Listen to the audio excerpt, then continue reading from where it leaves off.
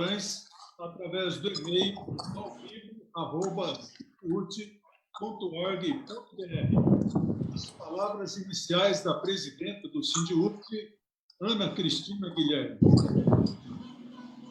Vital, deixa eu só sugerir que quem não estiver falando, feche o microfone para melhorar a transmissão.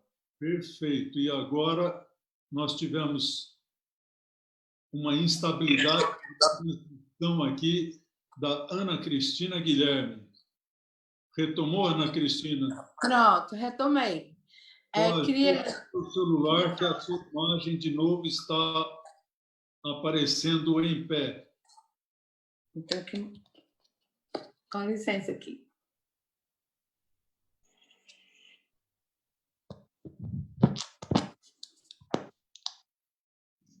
Vai ter que ficar assim, Vital. Agora está certo. Agora está certo. Pronto. Então, companheiros e companheiras, é com muita satisfação que nós estamos desenvolvendo essas 3 lives, né, esses 3 programas da 21ª Semana Nacional em Defesa da Educação Pública. Ontem nós tivemos sobre o Fundeb e hoje nosso debate, nosso encontro é um encontro político.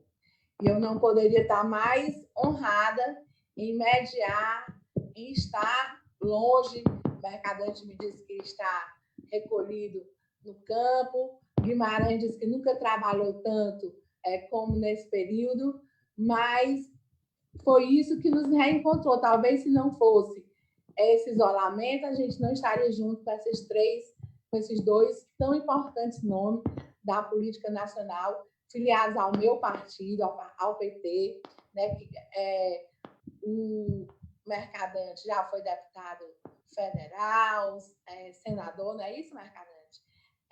Ministro da Educação, vários mandatos de ministro, ele vai falar um pouquinho, eu me preocupo mais com a educação.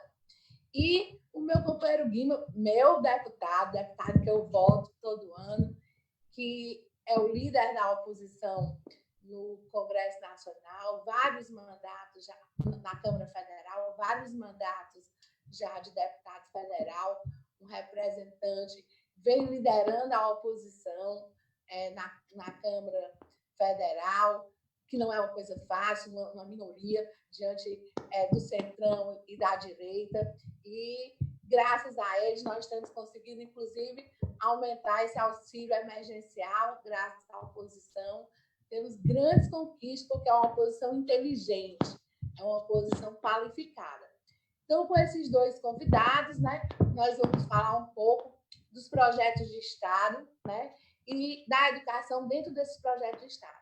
A gente ontem teve uma videoconferência dessa com o deputado Divan e a professora Marta Vanelli da CNTE, e eles diziam, é o que a gente conseguiu fazer, diziam, a gente não consegue avançar mais do que isso. E aí, por que não consegue avançar na pauta da classe trabalhadora? Porque não são os nossos representantes que estão na Câmara Federal, não são os nossos representantes que estão no poder. Então, é nesse momento que a gente vai sentir a responsabilidade do voto.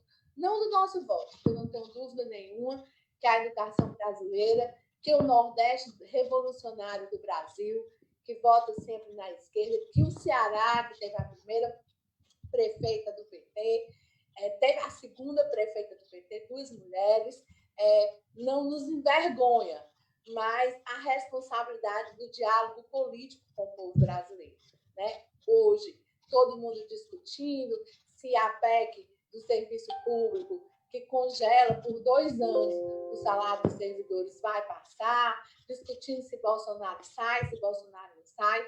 Eu estou aqui com 2 queridíssimos, minha referência política no Brasil, o Mercadante, meu querido Mercadante, meu querido ministro.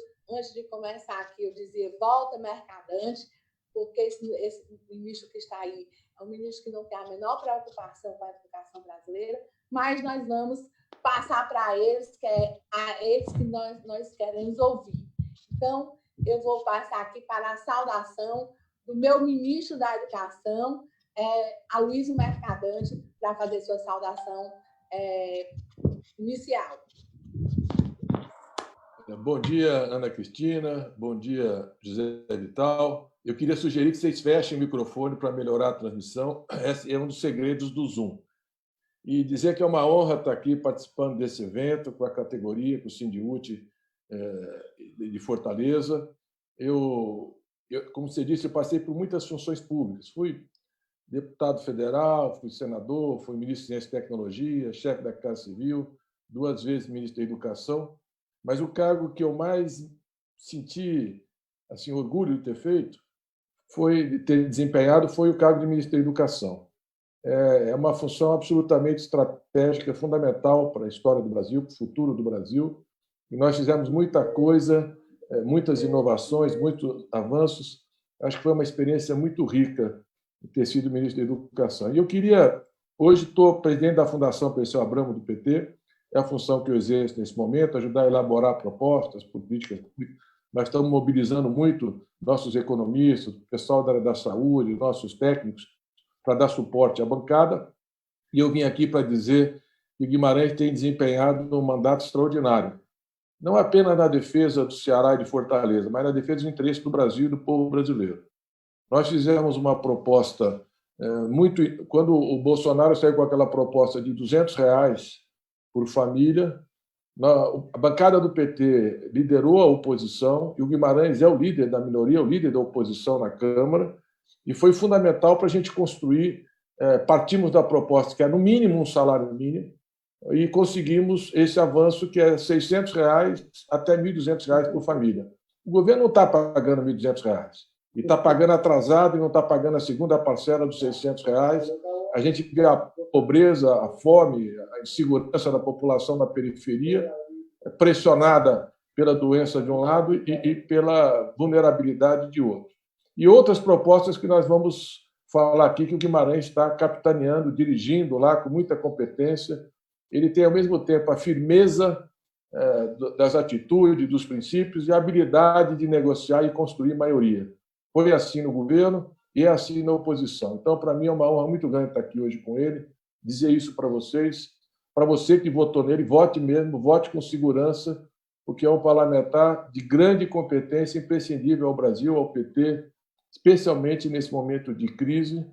É um quadro testado na adversidade e que sabe navegar em tempos difíceis. Então, parabéns, porque essa conquista dos R$600, nós estamos agora tentando garantir uma alternativa à MP 936 para garantir emprego, salário, crédito para micro e pequena empresa, que esse governo é incapaz de entender a complexidade da situação. Uma equipe econômica continua ultraliberal, continua fiscalista, continua querendo arrochar, chamava os servidores públicos de parasitas, esses que estão na frente hoje dos hospitais públicos salvando vidas, e ainda quer arrochar salário de servidor numa conjuntura como essa. Então, é uma coisa trágica o que nós temos. Não apoia os governadores, Camilo, os governadores estão muito pressionados nesse momento, cai a receita brutalmente, aumenta as despesas na saúde e o governo segura tudo que pode, especialmente para o combativo Nordeste brasileiro. Então, estamos aqui, vamos aprofundar essa discussão, mas obrigado a você pelo convite, ao Vital, você, presidente Ana Cristina, e parabéns ao povo do Ceará pelo deputado que elegeu, que tem sido fundamental nesse momento histórico.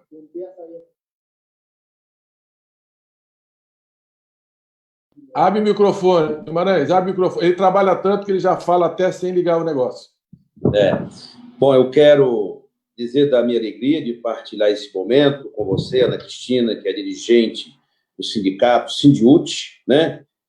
Dos professores aqui de Fortaleza, que tem desempenhado, Mercadante, esse sindicato, um papel fundamental de mobilização e organização da luta de resistência contra as reformas. Eu lembro da época da reforma da Previdência, o que vocês fizeram, que o papel que os professores tiveram nas mobilizações que realizamos em Fortaleza. Cumprimentar o Vital e, especialmente, o nosso querido ex-ministro Mercadante, que tem sido um expoente na formulação das nossas teses e das ideias e propostas que estamos levando para o debate nacional dentro e fora do Congresso Nacional. O Mercadante tem sido um protagonista da boa elaboração, da boa tese e daquilo que nós estamos fazendo, que o resultado, Mercadante, nós devemos muito ao que você e outros companheiros estão formulando na área da economia, do emprego e tudo aquilo que nós estamos formulando no Brasil. Como você disse, o auxílio emergencial foi uma proposta nossa, a emenda aglutinativa que nós estamos apresentando, a MP do emprego, é fundamental preservar os empregos e colocar capital de giro para as empresas, crédito para as empresas não demitirem, e além de várias outras medidas que nós estamos votando, debatendo e aprovando em nome do povo do Brasil e do Ceará. Dizer, Ana, que você contará sempre comigo e o povo do Ceará. As exigências são grandes, as responsabilidades maiores ainda, e é um prazer compartilhar esse momento com vocês, tá bom?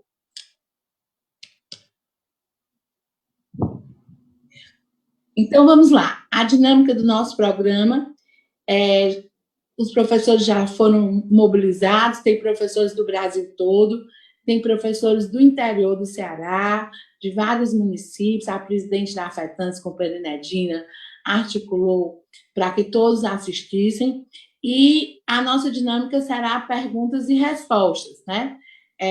Nós já temos uma pergunta, um vídeo da professora Cecília Vieira, que faz uma pergunta para o Mercadante. Vamos lá.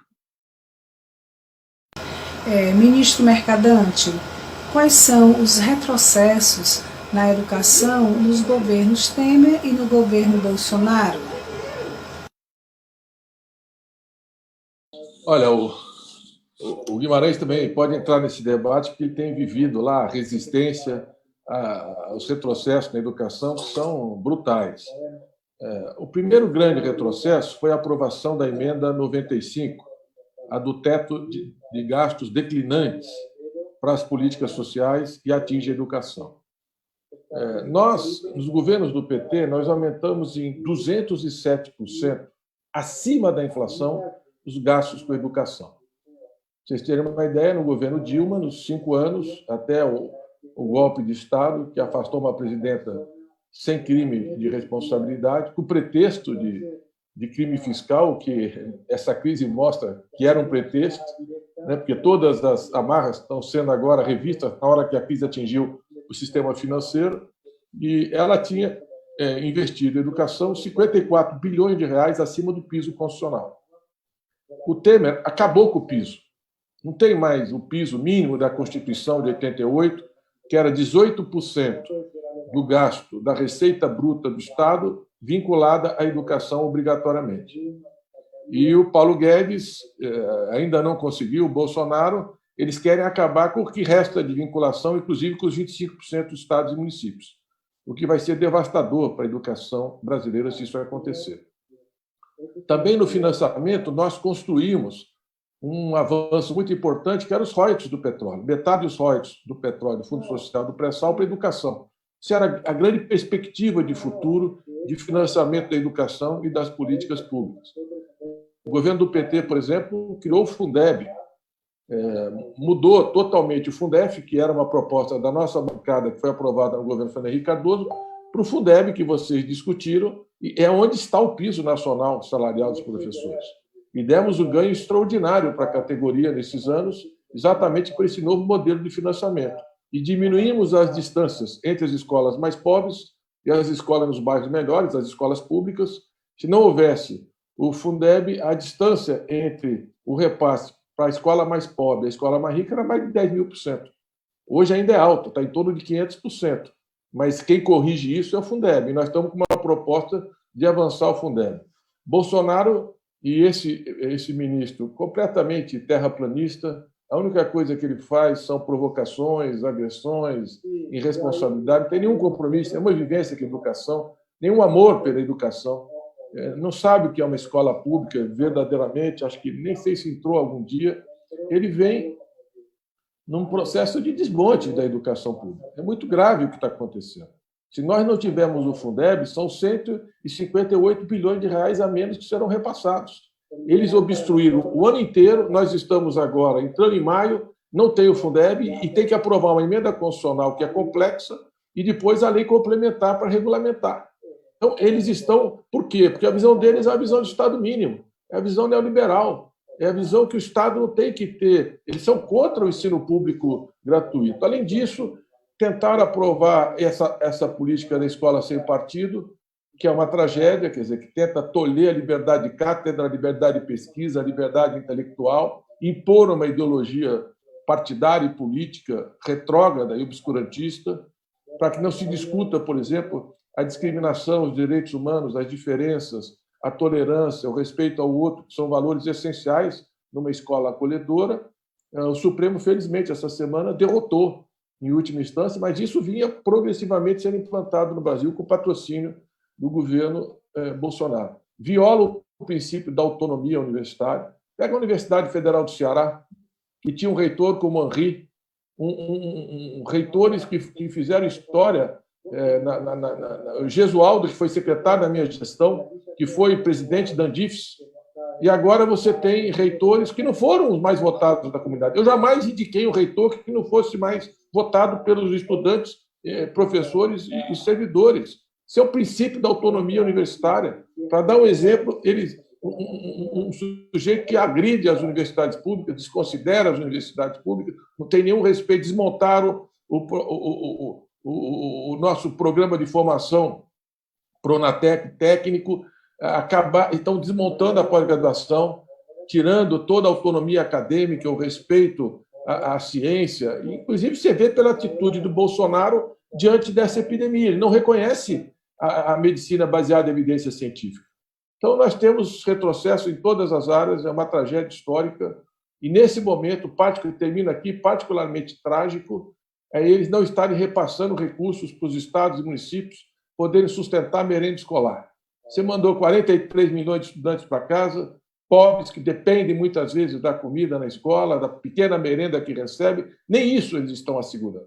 Não houve nenhum planejamento para o distanciamento social na parte da educação, nenhuma atitude. Desmontaram a TV Escola, que era um instrumento fundamental, pedagógico, complementar, que nesse momento seria imprescindível. Então, eu diria que é uma tragédia histórica o que nós estamos vendo, um grande retrocesso, mas eu tenho certeza que a comunidade acadêmica está de parabéns, a luta dos professores, as manifestações do 15 de maio, de junho, de julho do ano passado, foram grandes manifestações, as maiores da história da educação, mostrando que a educação vai resistir, que ela respira liberdade, que ela não aceita esse governo autoritário, obscurantista, retrógrado, e por isso nós temos muita luta pela frente para preservar os legados que foram construídos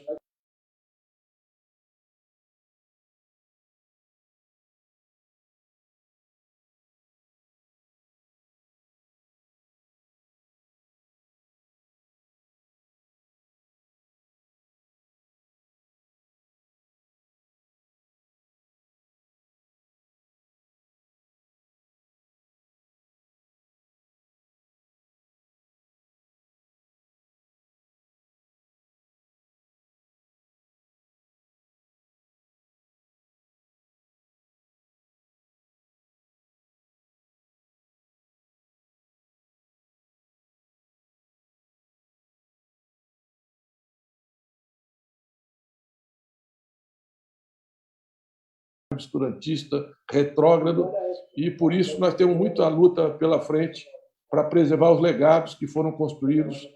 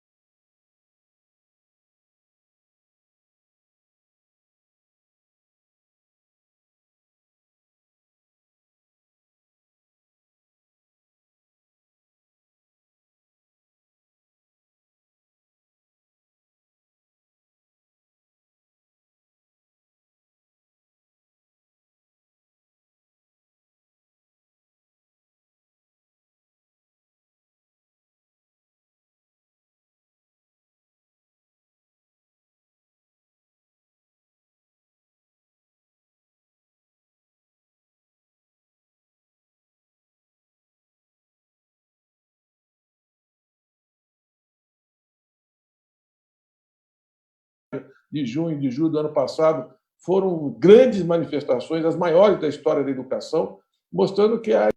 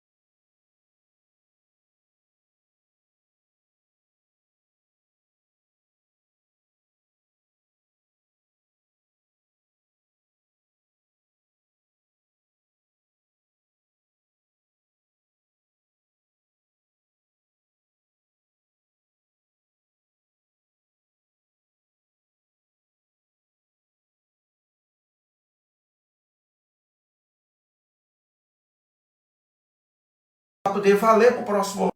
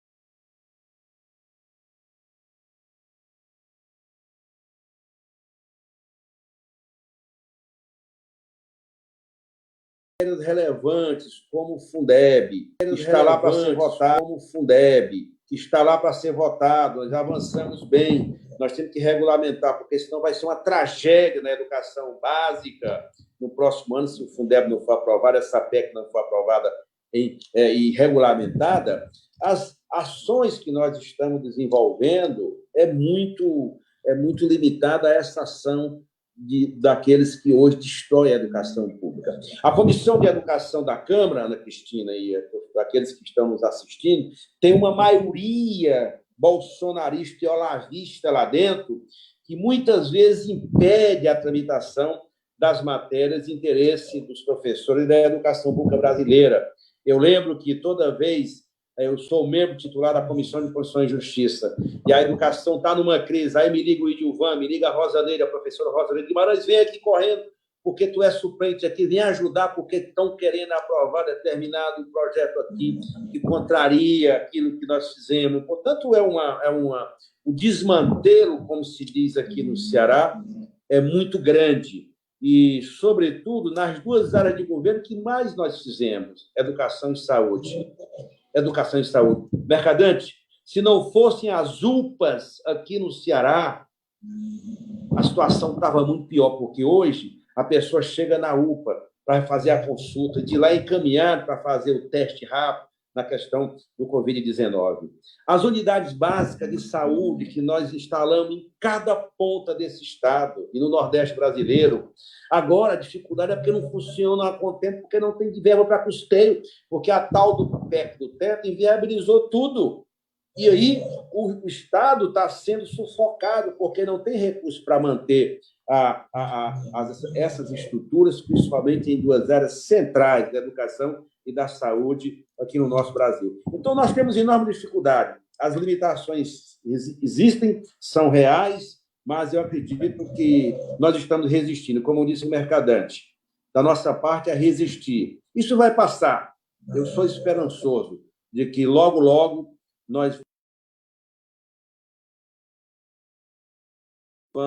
o Brasil vai se reencontrar com sua história e nós vamos dar um basta a esse modelo de educação pública que é anti-Brasil e anti-democracia e anti-povo. Então, vamos continuar, fora Bolsonaro, né? Volta PT, volta Lula, mas agora a pergunta vai para o companheiro que aqui o pessoal chama de ministro da Educação, senador, deputado, e eu vou chamar aqui de companheiro para a gente alinhar a fala com o Mercadante. Então, senador Mercadante, qual é a relação e contribuição da Fundação Perseu Abramo com o movimento sindical e social? Uma boa pergunta. Olha, a Fundação Perseu Abramo ela já tem uma história. E ela é uma fundação que trata, sobretudo, de estudos, elaboração de propostas, formulação de políticas públicas, discussão sobre temas estratégicos para o PT. Como disse o Guimarães, nós criamos, logo depois do golpe contra a Dilma, uma estrutura que chamam NAS, Núcleos de Acompanhamento de Políticas Públicas. Então, para cada área do governo, Temer, agora Bolsonaro, tem um núcleo permanente estudando, formulando e propondo alternativas. Então, na área da saúde, estão, por exemplo, o ministro Fioro, o ministro Humberto Costa, o ministro Padilha, todos os técnicos acadêmicos, pesquisadores, na área de economia, o ex-ministro Nelson Barbosa, todas as nossas equipes da área de economia que trabalharam nos bancos públicos, no Ministério da Fazenda, no Ministério do Planejamento, professores, por exemplo, o Guilherme Melo, coordenador da pós-graduação da Economia da Unicamp, o professor Ricardo Carneiro, que foi do BID, do Banco Interamericano de Desenvolvimento, o Paulo Nogueira Batista, que foi representante do nosso governo no Fundo Monetário Internacional. Enfim, são economistas de grande vivência. Isso vale para todas as áreas importantes do governo. Então, a Fundação ajuda a formular essas propostas. Por exemplo, esses projetos que o Guimarães, o deputado Guimarães está mencionando, nós trabalhamos junto com a bancada. A gente formula, estuda, propõe, eles elaboram com a assessoria, transformam em projeto de lei e nós encaminhamos. Nós fizemos quase já uma centena de iniciativas, a bancada do PT, nessa crise, de coisas muito importantes, muito relevantes. Não é só a renda básica, não. Nós estamos numa disputa hoje estratégica. Porque um dos discursos que a direita desenvolveu no país é o PT quebrou o Brasil. Bom, um dos legados que nós deixamos são 380 bilhões de dólares em caixa de reservas cambiais. Eles já gastaram 40 bilhões. Mas vamos deixar, então, por 340 bilhões. A desvalorização do real é a moeda que mais se desvalorizou no mundo. Vamos supor que tenha sido desvalorizado 20%. Foi mais do que isso. 20% para 340 bilhões de dólares, nós estamos falando de 700 bilhões de reais que essa reserva gerou no Banco Central, numa conta específica, que é o que nós estamos propondo hoje, para o Estado complementar o salário das empresas, especialmente micro e pequenas empresas e médias empresas, proporcionalmente, e garantir o emprego dos assalariados. E criar uma linha de crédito para micro, pequena e média empresas de 300 bilhões de reais. O que faz, por exemplo, toda essa estrutura de turismo do Ceará? Como é que eles vão sobreviver nessa crise? Se não tem voos do exterior, se não tem praticamente acesso aos aeroportos, como é que eles vão pagar a folha? Como é que vão manter os restaurantes, os hotéis, toda a parte de artesanato, toda essa população que vive em torno do turismo, que é uma das fontes fundamentais de receita do Estado? Então, nós precisamos usar essas reservas, o que ela gerou de recursos em reais, para garantir a manutenção dessa estrutura, para quando passar a pandemia, a economia voltar e garantir o emprego e a renda. Eles fizeram uma medida provisória que eram 4 meses trabalhador em casa sem salário. Nós derrotamos a medida provisória, mas a medida que está lá em vigência, que é o que nós estamos lutando para mudar, vai representar uma perda salarial, em média, de 28% da massa salarial da economia. Ou seja, vai agravar a recessão. Já é uma recessão, a CEPAL publicou um estudo maior do que a crise de 1929. Em média, os países vão cair 5,3%. A maior recessão que nós vivemos, todos nós que estamos aqui nessa live, é em torno de 3,4% do PIB. Nunca vivemos nada acima de 4%. E nós estamos falando agora, tem projeções, por exemplo, da Organização Mundial do Comércio, que essa recessão no Brasil pode chegar a 11,3%. Então, se você não recuperar, se você não... O Estado, nesse momento, a crise não tem limite, o Estado não pode ter limite. Ele tem que emitir, ele tem que sustentar a economia e a atividade. Então, esse debate nós fazemos na Fundação Perseu Abramo. Nós fazemos também cursos de formação. Vou dar aqui uma novidade para vocês. 2. Termino com isso. A partir da semana agora de maio, a partir da segunda-feira de maio, a maior recessão que nós tivemos no Brasil 247, no DCM e na Fórum. Vamos ter cursos, todo mundo pode se inscrever, com 75% de presença tem certificado. A Fundação, inclusive, tem um curso de mestrado. Nós vamos certificar todos esses cursos e vamos oferecer outros cursos, mas esses vão ter aulas ao vivo, com Fábio Conde Comparato, com Leonardo Boff, é um curso que é Justiça e Solidariedade, outro curso que vai ser sobre economia, exatamente analisando a crise de 29, o que é essa discussão do Plano Marshall, do New Deal, qual for a saída das grandes crises internacionais, outro curso sobre direitos humanos, e nós criamos o Observatório da Crise Coronavírus. Todo dia a gente publica na página da Fundação fpabramo.org.br todas as principais informações sobre a crise. textos analíticos, dados, discussões, as iniciativas das bancadas de oposição e do PT. Então, nós estamos assim, investindo na formação, vamos lançar essa escola digital, criamos esse observatório, vamos lançar cursos de formação em parceria com outros portais, e termino também, nós fechamos um ciclo de discussões, que o Guimarães vai ser convidado também, que começa em maio, com 7 fundações dos partidos de oposição, todos os partidos, para abrir um debate sobre saúde, economia, política externa, política internacional. Vai vir o Celso Amorim, Rubens Recupero, e todas as áreas importantes, governadores de Estado debatendo as políticas de enfrentamento da crise, as centrais sindicais, presidentes de partido, líderes de bancada. Então, nós vamos fazer um ciclo de discussões que eu acho que é muito rico, muito importante. Começa dia 4, sempre às 14h30. Dia 4, dia 6, e todos os partidos vão divulgar conjuntamente essas iniciativas. Então, a Fundação ela ajuda, subsidia, faz formação, produz política pública, tem também um setor todo de história do partido, história do Brasil, para formular propostas. Vamos fazer a celebração dos 100 anos do Florestan Fernandes, o ano que vem do Paulo Freire. Então, nós temos aí uma fundação que produz muito conhecimento e vai mostrar isso com muita intensidade já a partir da semana que vem. Ana Cristina, só um breve comentário sobre o que o Mercadante, o ministro Mercadante falou. Nós somos muitas vezes acusados de que nós não temos propostas, não temos ideias, sempre caminhamos naquela tese do quanto pior, melhor. Vejam, é claro que no momento de crise aguda como essa que o Brasil vive, que é uma crise sanitária, mas é uma crise econômica e agora uma crise político-institucional, nós temos que denunciar esse modelo, a ideia do modelo do Estado mínimo, das PECs que eles aprovaram, do tabelamento do gasto. Eles inviabilizaram a economia brasileira. Agora, olhem os nossos internautas que nos acompanham, as redes sociais que estão nos acompanhando, tem um público muito grande acompanhando. As principais propostas que até agora foram votadas pelo Congresso Nacional, elas partiram iniciativa do PT e das forças de esquerda, especialmente do PT. É importante dizer isso, Ana Cristina, nosso internauta, porque esse é o compromisso. Nós podíamos estar aí nos lixando para o que está acontecendo, para a vida das pessoas. Não. Desde o primeiro momento, o Lula e o Mercadante sempre levantaram para nós. Façam de tudo. A centralidade do momento é defender a vida, é salvar vidas. E nós votamos o auxílio emergencial, votamos vários projetos na área da saúde para liberar a compra de equipamentos, insumos importantes para a proteção dos profissionais de saúde.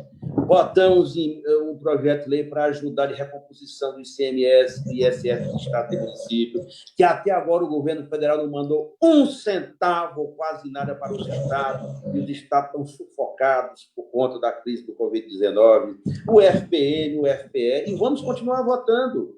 Crédito para microempresa, que nós já votamos igualmente, e vamos continuar fazendo isso, porque esse é o nosso compromisso, sem deixar de dizer com toda clareza, esse governo é responsável pelo que está acontecendo no Brasil.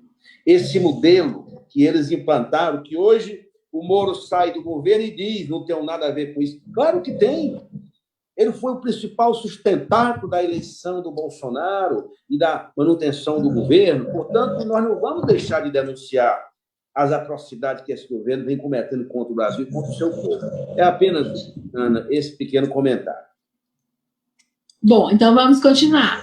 Primeiro eu queria dizer para o Mercadante que ele passe para a gente o link dos cursos que nós vamos disponibilizar no nosso site, nas nossas redes sociais, porque temos bastante interesse e nessa atual conjuntura nós temos tempo também, né? Então, nós temos interesse de participar do curso da Fundação Perseu Abramo, porque nós entendemos que é uma fonte de formação política para todo brasileiro.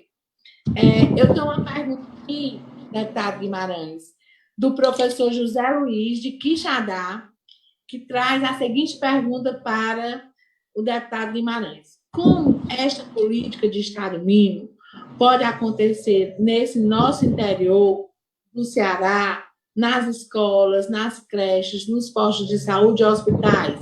Vamos ao nosso enterro? Vejam, Os municípios brasileiros, e eu cumprimento o companheiro lá de Quixadá, terra dos monólitos, que governada por um amigo, um petista, que é o prefeito Dário Márcio, que eu aproveito para cumprimentá-lo, e sei o quanto ele tem feito pelo povo do sertão. Os municípios sobrevivem basicamente das receitas que são repassadas, FPM e, sobretudo, do ICMS, que é dividido entre os municípios, repassado pelos estados. A manutenção da máquina pública para sustentar a economia desse município precisa efetivamente de um Estado forte. Essa ideia que eles fizeram, talvez agora os prefeitos estejam sentindo a gravidade do que foi essa PEC do teto, porque as estruturas que eram mantidas pelas políticas de inclusão na área da educação, da saúde, da renda que nossos governos fizeram, foram todas suspensas, destruídas, e os municípios estão falidos.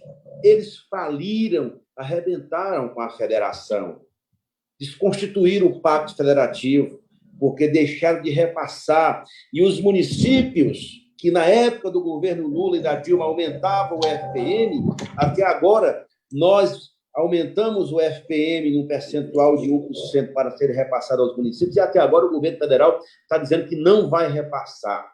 Então, essa ideia de Estado mínimo, sobretudo, é o antipacto federativo. Esse modelo faliu, está falido, não tem mais... Aliás, o mundo está rediscutindo tudo, essa crise brutal provocada pela pandemia da Covid-19 destruiu todos esses paradigmas.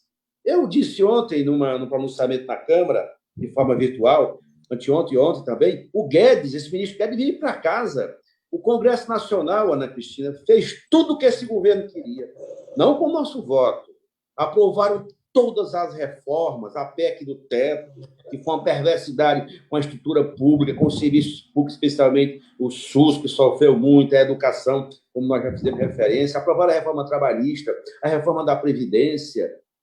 Não privatizaram tudo porque nós não deixamos, queriam privatizar água, energia, entregaram parte do nosso pré-sal para as multinacionais, as grandes petrolíferas do mundo. Portanto, o Congresso fez tudo para ele produzir o chamado Estado mínimo que ia resolver os problemas do Brasil. Está aí o resultado. E eu digo, o nosso quixadaense, essa crise não é uma crise só por conta da Covid-19, da pandemia. O modelo, veja o que aconteceu ano passado, o Mercadante Economista. Por que a economia brasileira cresceu 1,1% em 2019, depois de um ano de governo Bolsonaro? Porque esse modelo não dá mais certo. Uma crise como essa, eles insistem em dizer não podemos votar determinada matéria porque isso vai ter impacto fiscal. Impacto fiscal, num momento como esse, que é salvar a vida, tem que rodar dinheiro, é moeda, para salvar a vida de milhões e milhões de brasileiros, que vai chegar numa situação, Mercadante, insuportável, inclusive aqui no Ceará. Eu quero aproveitar para elogiar todas as iniciativas que o governador Camilo Santana vem fazendo aqui no estado do Ceará, né? Até o avião que chegou da China domingo, carregado com 90 toneladas de insumos e equipamentos de proteção, bem como os 300 mil testes rápidos, eles estavam criticando na Assembleia a oposição. A que ponto essa gente chegou? Para eles, salvar vidas não importa. Portanto, consolidar, voltar a discutir a ideia do Estado mínimo, eles querem, mas nós não vamos deixar. O Brasil passou por cima disso. A crise arrebentou com esse paradigma que o Guedes tão bem implantou à frente do Ministério da Economia. Ana Cristina, por gentileza, duas informações importantes. A primeira é que nós convidamos todos os internautas que estão assistindo a este programa que, através do Facebook, do WhatsApp, possam convidar os amigos para também acompanhar essas importantes discussões. A segunda informação aos nossos dois convidados. Claro que o debate, pela participação e pela importância do tema, gerou um grande interesse dos professores. E nós temos pela frente um total de 13 vídeos com perguntas ao senador Mercadante e ao deputado Guimarães. Então, claro que os assuntos são importantes, mas a gente também vai pedir uma ajuda de vocês para que as respostas possam ser bem objetivas para contemplar esses 13 professores. Isso aí. Então, vamos lá agora com o vídeo do professor Tony ao companheiro Mercadante, a pergunta do professor Tony Rodrigues. Como fazer uma educação pública de qualidade dentro de um contexto de um Estado mínimo, um Estado que cada vez mais investe menos ou tenta investir menos na educação.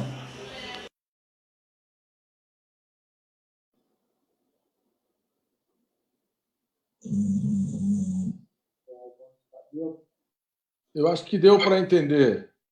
Ele fez a associação entre a educação pública de qualidade e o Estado mínimo. Bom, a educação pública de qualidade ela tem que ser concebida como um bem público, um bem universal, um direito universal. E essa é a concepção que nós procuramos desenvolver. Você veja que no nosso governo nós aumentamos a jornada escolar. Era obrigatório a partir dos 7 anos, nós primeiro reduzimos para 6 anos, depois para 4 anos de idade, que a partir de 2016 é 4 anos de idade, foi aprovado no PNE. O Plano Nacional de Educação, que foi concebido no nosso governo, é um plano estratégico com 20 macrometas que orientam a educação, que dependem da meta 20, que eu acho que nós não chegaremos aos 10% do PIB, mas nós tínhamos dado passos muito importantes para avançar a participação da educação no orçamento e no produto interno bruto, que eram os royalties do petróleo como a principal fonte de receita, e nos daria, a projeção na época, 320 bilhões de reais a mais para a educação e permitiria o salto histórico, preparar o Brasil para a sociedade do conhecimento. Nós somos um país que, durante a sua história, foram quase 4 séculos, dia 3 de maio agora, são 388 anos de escravidão e de exclusão educacional escolar. No início do século, 75% da população era analfabeta ou semi-analfabeta. A escola era um privilégio dos ricos. Se você pegar a Declaração da República do Brasil, todos os ministros tinham sido formados em Coimbra, em Portugal. Nós somos o país de educação retardatária. O ensino universitário aqui só chega depois que a família real vem e só 4 cursos superiores. Nossa primeira universidade é dos anos 20. Então, nós temos, enquanto a primeira universidade da história, as universidades de Bolonha, a Universidade de Cambridge, a Universidade de Oxford, a Universidade, mais tarde, Harvard, nos Estados Unidos, mesmo na América, a Universidade de Paris, tem 8, 9 séculos. Então, nós chegamos muito tarde, por isso nós temos que ter pressa, nós temos que fazer mais rápido do que os outros fizeram ao longo da história. E o nosso grande desafio é exatamente uma educação de qualidade, inclusão, acesso à educação, permanência, porque não basta colocar na escola, tem jovens que abandonam, especialmente no ensino médio, e garantir a permanência e a qualidade. Então, e não se faz isso sem Estado, sem política pública, sem garantir, porque a desigualdade começa na família. Pessoas nascem ricas e pobres ali. O que a escola faz? Ela dá a oportunidade de você reduzir as diferenças sociais. Eu sempre digo que é uma coisa boa para vocês, professoras e professores, utilizarem. Quem estuda, escolhe o que vai fazer na vida. Quem não estuda, é escolhido ou não. Então, a escola abre, a educação abre um caminho de oportunidades. Foi o que nós tentamos construir com o Enem, com as universidades públicas, os institutos federais, com todas as políticas de acesso que nós construímos. A Constituição brasileira estabelece ensino privado e público. Nós fortalecemos o ensino público, mas demos condições também de acesso ao ensino superior privado, com o ProUni, que eram bolsas gratuitas de estudo, para poder viabilizar e acelerar esse processo de inclusão. Nós tínhamos 3 milhões e 100 mil estudantes, nós colocamos 5 milhões de estudantes universitários a mais, com todo esse esforço. E aumentamos em 150% as vagas das universidades públicas, com o REUNI, com a expansão, com os institutos federais. Então, é um esforço brutal que nós vínhamos fazendo. Qual é a visão neoliberal? É a mercantilização das políticas públicas. Não é a visão que a educação é um bem universal e que tem que ser ofertado para todos nas mesmas condições. Não, a educação tem que ser comprada no mercado para quem tem renda. Essa é a visão da financiarização da economia, em última instância, a visão neoliberal. É a visão de um Estado mínimo e o mercado ocupa o lugar que o Estado deve fazer. E o Guedes está lá para isso. A única coisa que ele quer é desmontar o Estado brasileiro e as políticas públicas, tirar os pobres do orçamento. É disso que se trata. O teto de gasto foi só o primeiro movimento. A reforma da Previdência foi o segundo. A carteira verde e amarela que nós derrotamos semana passada, parabenizar o Guimarães, era mais uma precarização de direitos. A reforma trabalhista foi mais um capítulo dessa luta. Então, nós temos que defender as políticas públicas, a educação como direito público essencial, especialmente num dos países mais desiguais do planeta. E bater de frente com essa visão neoliberal, perversa socialmente do Estado mínimo. Deputado Guimarães, para você, a pergunta da professora Aurigelina Alves. Mercadante, de novo, Mercadante, com você. Eu queria saudar a todos os presentes, principalmente a nossa representante, Ana Cristina, falar que estou com muita saudade dos nossos encontros. E a minha pergunta de hoje é para o ex-ministro da Educação, o senhor Aloísio Mercadante. Eu gostaria que ele falasse um pouco sobre as consequências do Estado mínimo para a educação pública. O que é que as escolas, o que é que a educação pública vai sofrer com essa implantação que já está acontecendo no governo atual do Estado mínimo? O que está por trás de tudo isso? Quais são as reais consequências desse Estado mínimo para a educação pública de qualidade? Eu queria passar primeiro para o Guimarães, que também luta diariamente contra isso, contra o Estado mínimo e contra o desmonte da educação pública, e depois eu complemento a minha fala. Isso.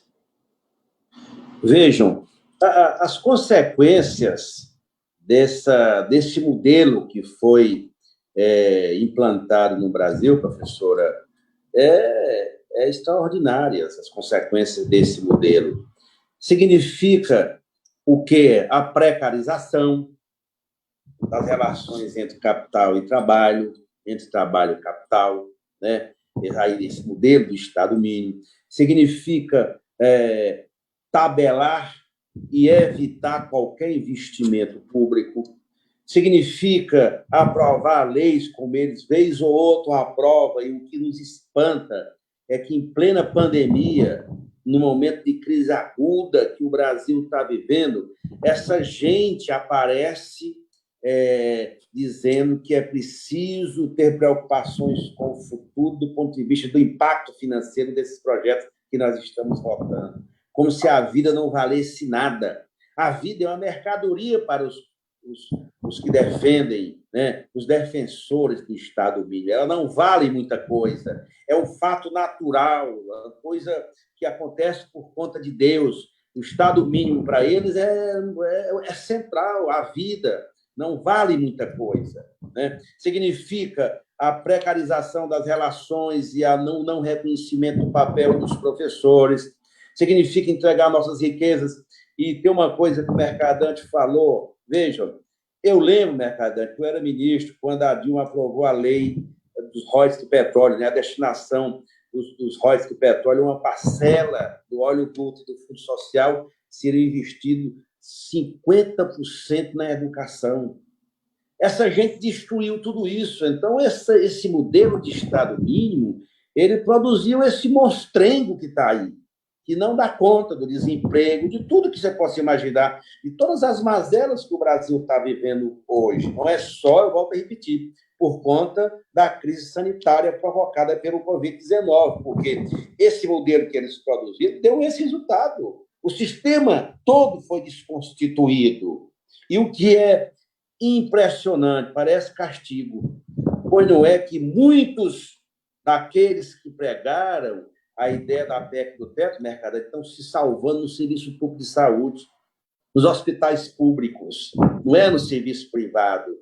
Isso mostra bem de que, em qualquer democracia do mundo, nos países mais desenvolvidos do mundo, tem que ter Estado forte, Estado protetor, Estado indutor. E numa crise como essa, ainda mais. É por isso que as consequências desse modelo de Estado mínimo, as pessoas estão sentindo na pele agora, estão vendo o que é isso.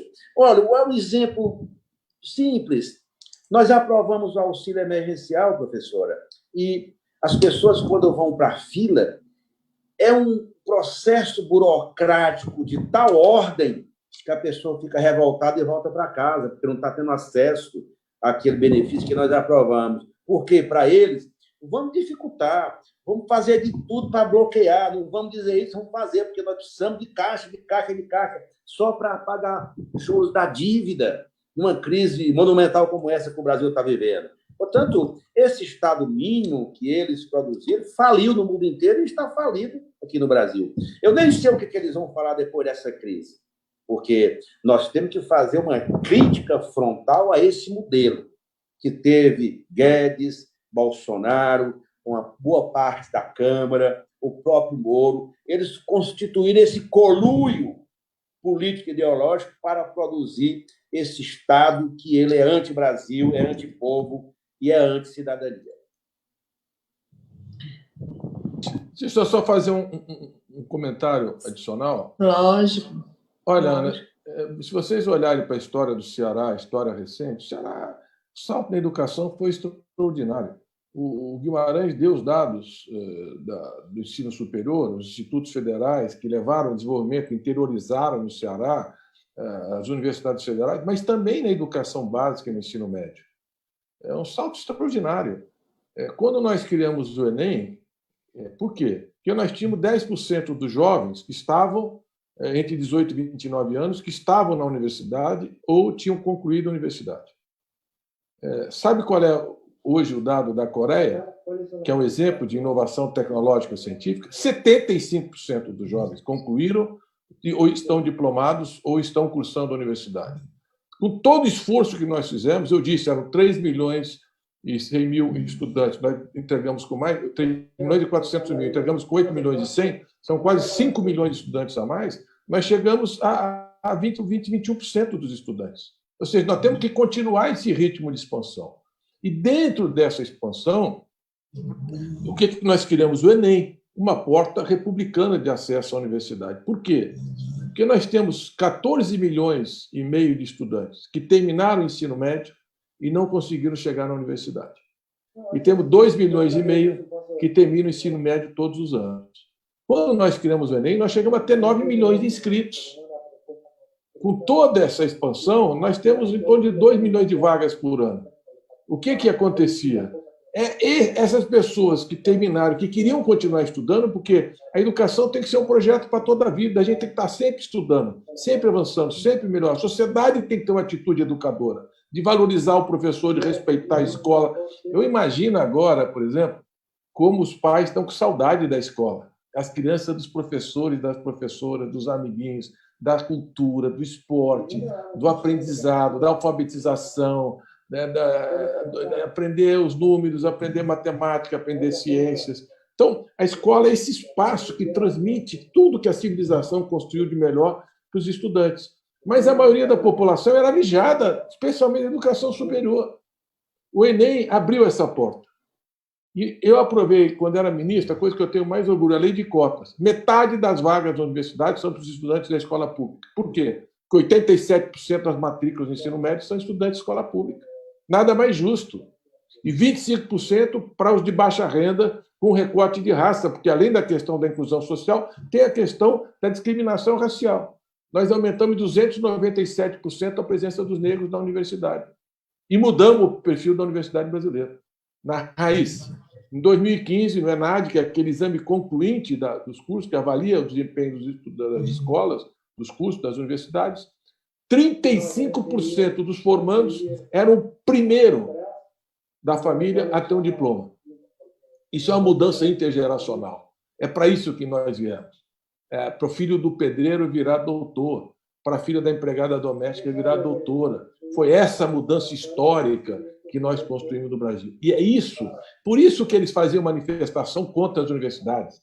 Por isso que esse ministro da Educação falava em balbúrdia, falava que plantava maconha. Quem que descobriu o DNA do vírus? Foram as universidades públicas. Quais são as melhores pesquisas que nós temos? Ventilador, que é 20% mais barato, respirador, para colocar nas UTIs. Desenvolvido na universidade pública.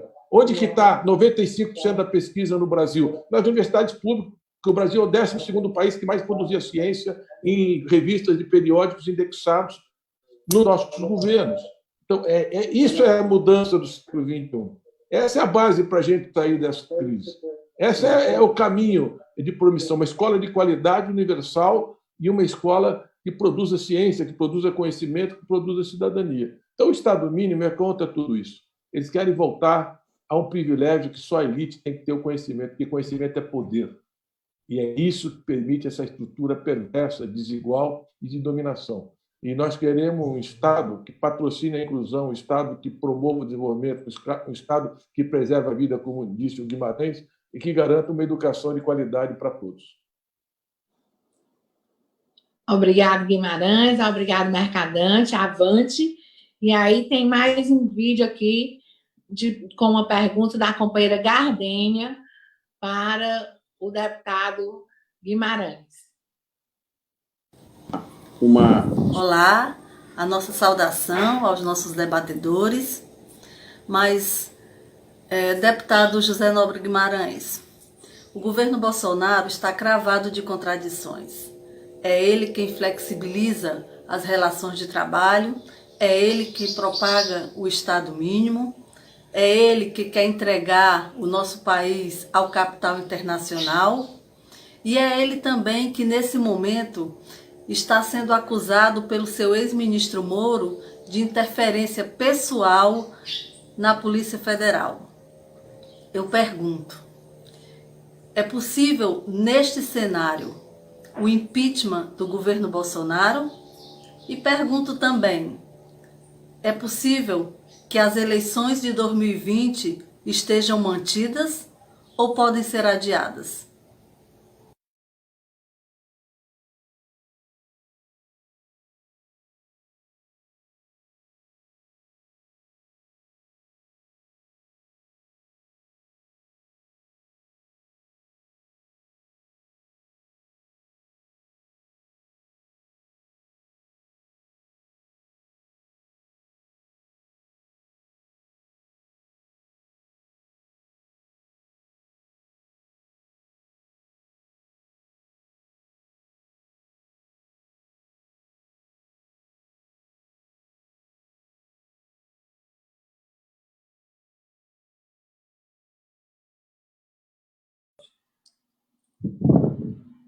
Vital, vai dar certo a proposta do Guimarães? A equipe está remontando, tá certo? Então, eu estou propondo... Então, deixa eu fazer. Okay. Deixa eu fazer essa logo aqui do e-mail. Sobre a PEC 10/2020, né? A PEC de congelamento dos salários dos servidores públicos. Qual é a nossa esperança com a oposição? Tem o que ser feito? Essa PEC passa? É essa a pergunta, deputado. Essa PEC, veja bem, tem uma PEC que é anterior à pandemia que está tramitando no Senado, né? Isso é uma coisa, né? Que a PEC é uma PEC ampla que reduz carga horária, reduz salários, enfim. E tem uma outra PEC, que é a PEC 10, que é o chamado orçamento segregado. Não sei se você está fazendo referência a qual das duas. O certo é que, Ana, hoje, em termos do ambiente político lá na Câmara, não há espaço para redução de salário dos servidores e, no momento, não há espaço para redução de carga horária. É claro que o governo quer, o Guedes quer, e eles vão pavimentar essa tentativa de aprová-la. Mas hoje, na Câmara, não acredito que daqui para dezembro haja espaço para eles aprovarem uma medida dessa dimensão. Bora, Vital. O vídeo agora do professor Jonas. Jonas Serafim. A minha pergunta é: qual a diferença básica entre esse estado de responsabilidade social e esse outro estado mínimo? Existe uma maior participação no que se fala de um estado de responsabilidade social? E o estado mínimo seria mais favorável ao neoliberalismo? Em que perspectiva a gente iria uma educação de qualidade pública nessa responsabilidade social do Estado? A próxima, Vital. Ailce Maria. Pergunta da professora Ailce Maria. Olá, saúdo todos os participantes e colaboradores. E o que eu tenho que dizer é o seguinte: é o fato que é um povo que não tem acesso a uma educação ampla, que consiga interferir em seus hábitos de vida, como a higiene, cuidado com o corpo, com o meio ambiente, autopreservação nas relações sexuais e etc., sofre um impacto muito negativo, com sérias consequências para si e para toda a sociedade, saindo muito mais oneroso para o Estado, que se omite na tarefa dessa prevenção. Então, a pergunta sobre esse contexto é: tem como fazer uma relação entre o Brasil com países como Finlândia, Coreia do Sul e apresentar parâmetros que fizeram a diferença entre o sucesso educacional deles com o nosso precário sistema na reação e luta contra o Covid? Ok, obrigada, Ailce. Onélia Barbosa. Diante de um país de tamanha desigualdade social, uma das poucas opções lícitas para que um indivíduo excluído seja incluído no sistema produtivo nacional é através do acesso à educação de qualidade, que possibilita a tal indivíduo a superação de obstáculos que o separa de uma vida digna. Que investimentos estão sendo feitos para que garanta o acesso de grupos e classes sociais a uma educação de qualidade? E a última pergunta da professora Valdísia Vieira. O golpe de 2016 interrompeu a crescente implementação do Estado de Responsabilidade Social, pondo em risco a efetivação de marcos legais importantes, como a Lei do Piso, aprovada em 2008, que garante o reajuste anual acima da inflação e progressivo investimento nas redes de ensino. Pôs em risco também o Plano Nacional de Educação, PNE, aprovado em 2014, com suas 20 metas a serem cumpridas, estabelecidas em um pacto federativo por 10 anos, portanto, até 2024. Num cenário político nacional de tamanha estabilidade, como vocês veem, quais as perspectivas reais para a aprovação do Fundeb permanente e também para o cumprimento das metas do PNE? Pronto. Agora os dois vão falar. Primeiro o Mercadante. Primeiro o Guimarães, depois o Mercadante. Não, o Mercadante, pode falar. O Mercadante. Ana Cristina, põe o Mercadante, que ele é mais importante ele falar do que eu. Não, imagina. Pronto, Mercadante e depois o Guimarães com as considerações finais já. Eu acho que as perguntas foram excelentes. Eu vou pegar um gancho aqui sobre o Covid-19, que nós falamos pouco, para dizer o seguinte. Esse vírus ele é pouco conhecido, ele é muito recente. Você já tem pesquisas mostrando que é um vírus que sofre mutações e que algumas cepas, algumas variações, chegam a ser 270 vezes mais agressivos em relação ao ser humano do que outros. Exatamente por ser um vírus capaz de mutação dessa complexidade, é muito difícil você ter um retroviral, um remédio... Fecha o microfone para mim aí, tá tendo ruído aí. Ana Cristina e Guimarães. Então, é muito difícil ter um retroviral.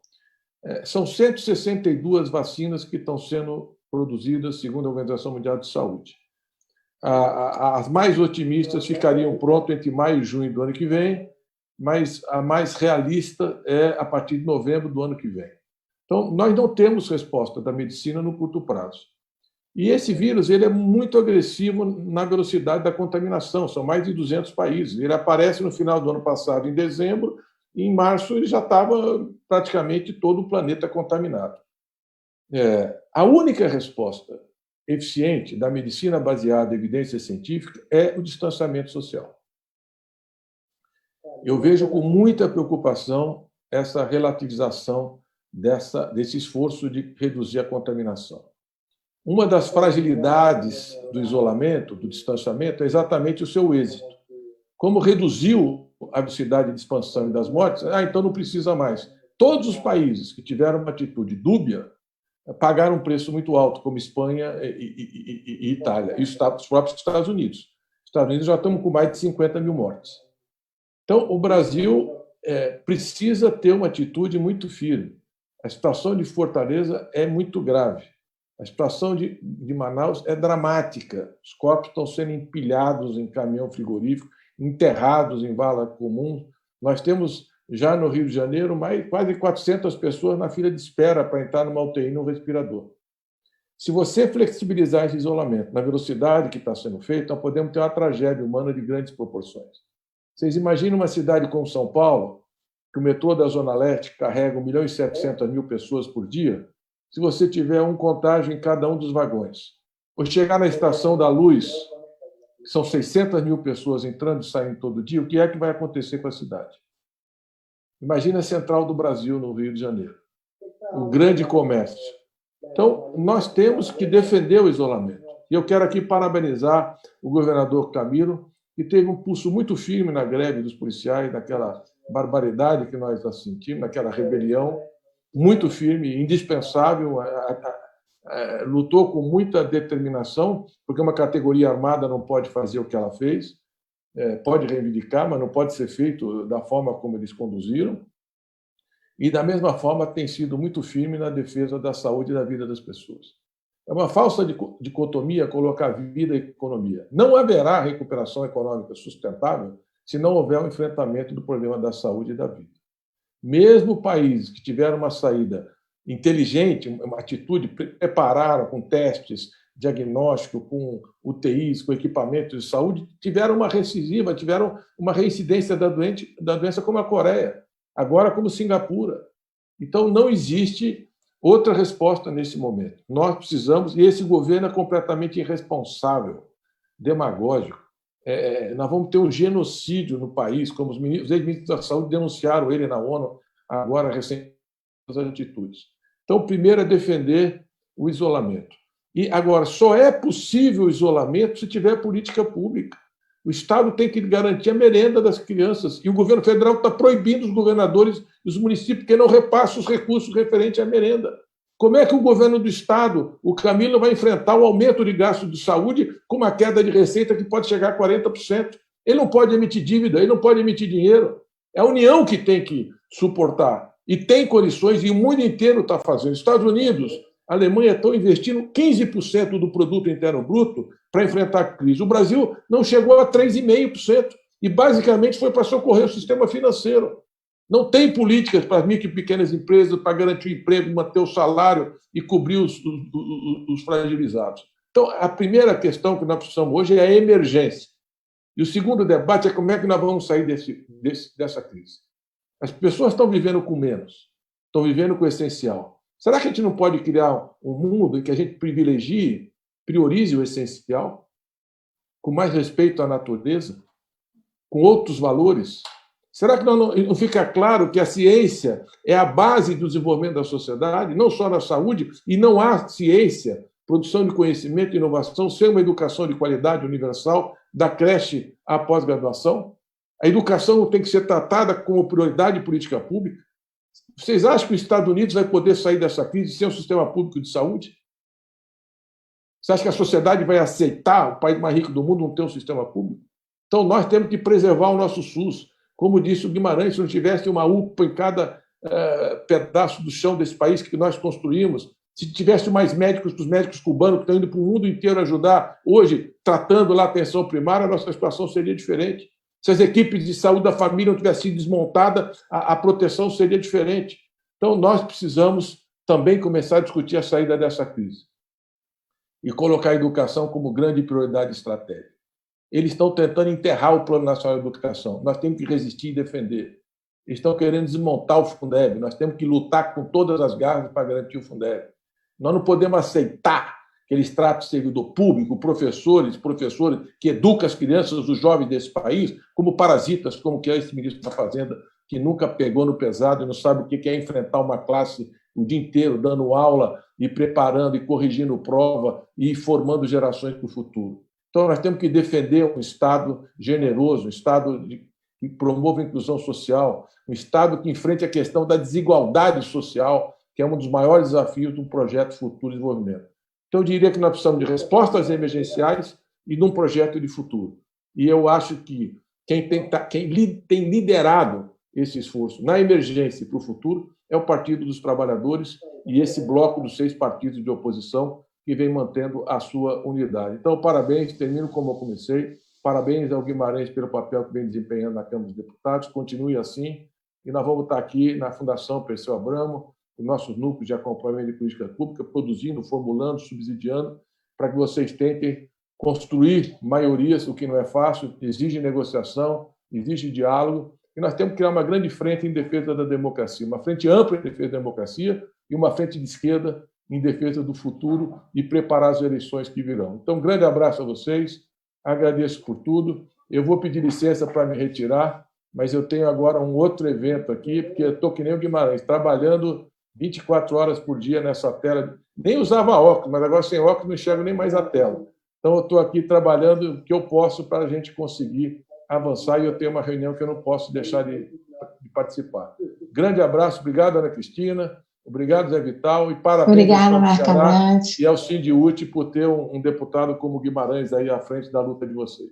Estão muito bem representados. Grande abraço. Obrigada, Mercadante. Obrigado, Mercadante. Estamos esperando a sua promessa de vir passear no Ceará. Um abraço. E já promessa pública que eu vou cobrar. Não é só no Ceará, não. Beijo, no Ceará, beijo. Mas é no Ceará, mas você sabe onde é que eu vou ter que ir também, né, Cristina? Você vai ter que organizar isso aí a próxima vez, hein? Tá bom? Abração. Tchau, gente. Beijo. Grande abraço, Mercadante. Coração, abraço grande. Você nos honra muito. Valeu, Guimarães. Grande abraço. Valeu. Ana, eu vou, então, se vocês permitem, dar uma também encerrada, não é isso mesmo? Viu, Ana? Viu, Vital? Pronto. Bom, pronto. Vamos dar aqui uma encerrada.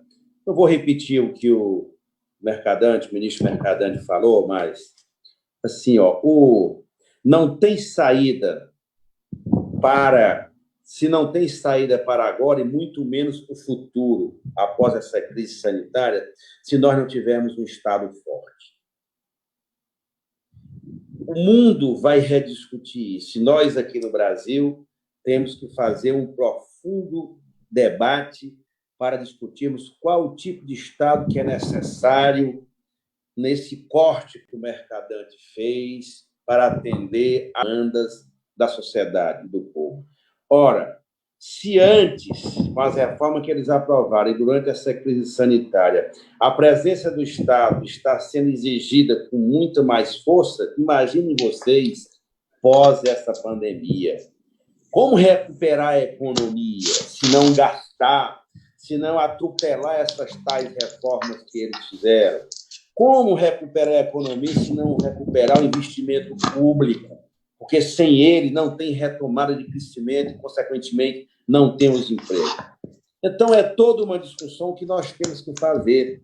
Essa ideia do Estado social, essa dicotomia que eles falam, Estado social, Estado do bem-estar social, Estado com responsabilidade fiscal. É claro que tem que ter responsabilidade fiscal, quem governa. Se você administra a sua casa, você tem que ter responsabilidade com o que com o que recebe, com o que gasta. Mas não pode o governo, qualquer que seja o governo, transformar essa ideia numa coisa que, para mim, é maléfica e é um segredo do que eles implementam quando governam.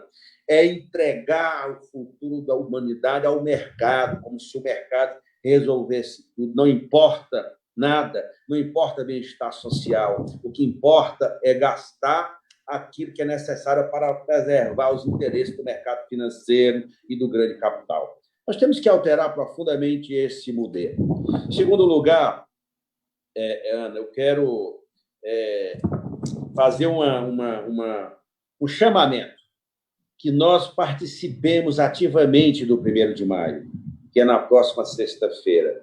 E desta feita será um 1º de maio diferente, não tem passeata, né? A gente se junta, levanta a palavra de ordem, as bandeiras tremulam, mas será um 1º de maio virtual, onde todo mundo pode participar da sua casa, da sua janela, da sua rua, se você sai para a esquina, ainda que com os cuidados devidos e obedecendo o que determina a Organização Mundial da Saúde, bota uma bandeira na tua janela, bate uma panela e exige resposta desse governo que só traz prejuízo para as vidas humanas no Brasil. Então, é muito importante a nossa participação, as redes sociais de cada um do nosso mandato.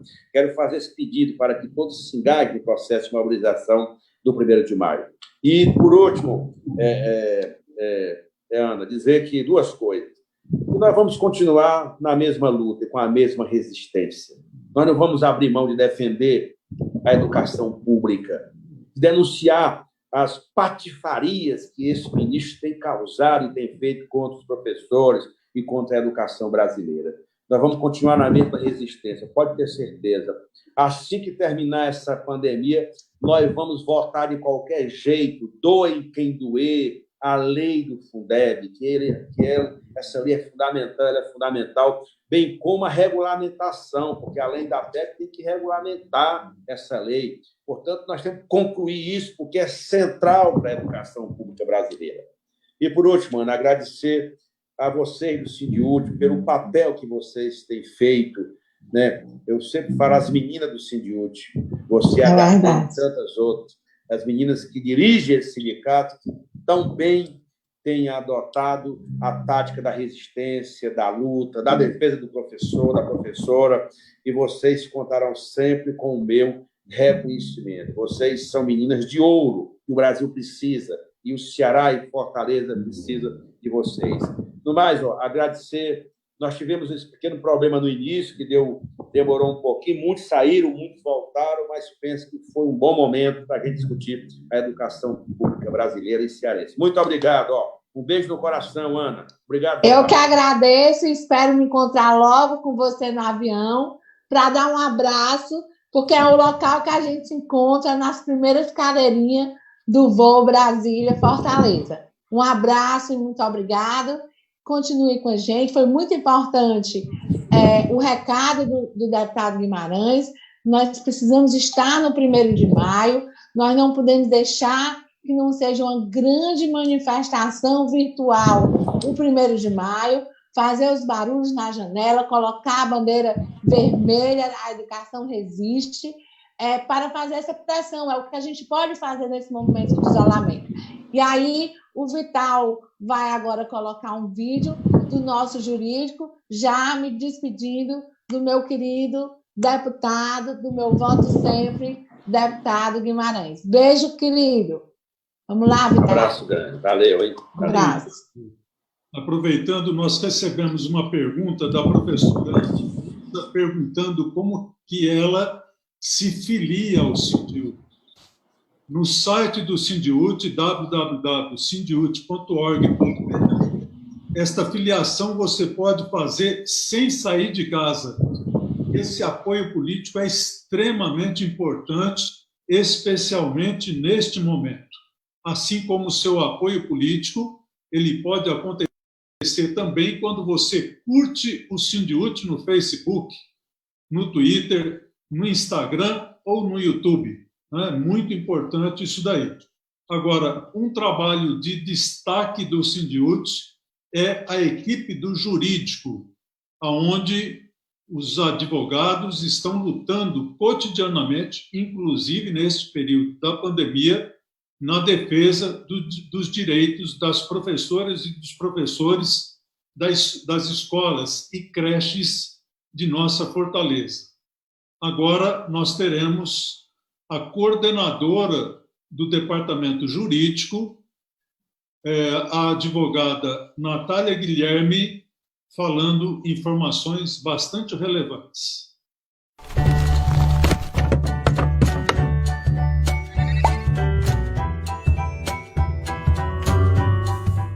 Hoje nosso recado é para os aposentados. Em recente decisão da 9ª Vara Federal Civil do Distrito Federal, o juiz Renato Coelho determinou a suspensão da cobrança dos empréstimos consignados dos aposentados do INSS e dos regimes próprios pelos próximos 4 meses, sem pagamento de multa e juros. Nós, do Sindiúti, já oficiamos à CEPOG, à SME e ao IPM para que nos sejam informadas quais providências estão sendo tomadas no sentido de suspender essas cobranças.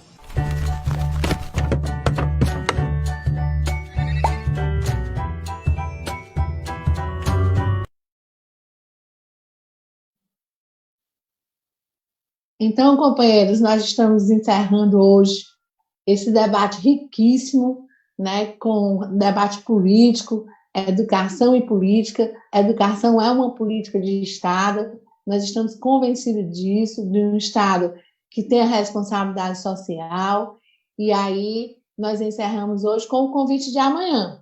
Amanhã é à tarde, né? É a política internacional, é como a América Latina está diante da epidemia, a América Latina da educação, como a educação está funcionando nesses países, qual as expectativas da educação pós-pandemia, e aí nós temos, na conjuntura internacional, um convidado internacional da Costa Rica, o Colbert da IEAL, a nossa Fátima Silva, que é vice-presidente da Internacional da América Latina, e o companheiro Abicalil, que vai tratar dessa conjuntura aqui no Brasil. Hoje também eu estou no site da FETANSE, às 16 horas, e aqui eu quero parabenizar a FETANSE, a Federação dos Trabalhadores Municipais, dar os parabéns, dizer que eu tenho muito reconhecimento pelo trabalho, pela história de luta dessa federação. Eu encerro o programa hoje reconhecendo, eu digo que a FETANSE existe o Sinditanse, né, que somos nós juntos com a FETANSE, e hoje à tarde, às 16 horas, no site da FETANSE, nas redes sociais da FETANSE e do Sindiúti, nós estaremos com um debate, né? Deixa eu ver aqui o título do debate, os convidados, com o debate, a base de um projeto de sociedade e ciência a serviço da população.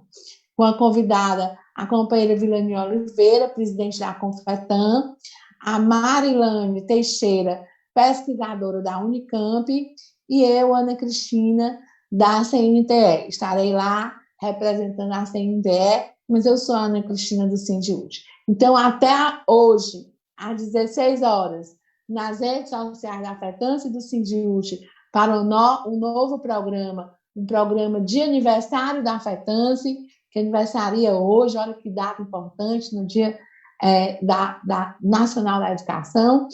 E também amanhã, essa é imperdível. Eu aqui fico olhando aqui para o celular para ver também as falas das outras lives, mas essa é imperdível, que é a live internacional nossa, com o companheiro Golbert, da Costa Rica, a vice-presidente da IEAL, e o companheiro Carlos Abicalil, lá do Mato Grosso, ex-deputado, professor, que muito tem contribuído na pauta da educação nacional. Então, um abraço a todos, Vital. O programa foi muito bom. Você ainda tem uma fala, diga lá, e já me despedindo de todos. Eu peço a compreensão de todos os internautas para as circunstâncias especiais que nós tivemos. Hoje nós tivemos um problema de instabilidade em transmissão da internet e, às vezes, isso desorganiza o nosso cenário digital, né? Às vezes trava a própria transmissão nossa, interfere na questão do som. Como também em alguns professores e professoras que mandaram seus vídeos Infelizmente, pela questão do tempo dos nossos convidados, por outros compromissos, acabou que não tivemos a oportunidade de mostrar e nem algumas perguntas que nós recebemos por e-mail também. A última questão é um convite. O Sindiut, sincronizado com a CNTE, nessa 21ª Semana Nacional em Defesa da Educação Pública, está apresentando a você, pelo Facebook, pelo Instagram, sugestões de filmes com temas educacionais que você pode assistir e, inclusive, colocar os seus comentários, além de compartilhar com a sua família, com seus amigos e com os próprios alunos de sua escola, certo? Queremos agradecer a todos a presença da presidenta Ana Cristina Guilherme e, claro, Guimarães e Mercadante, que contribuíram com este nosso Sindiut presente.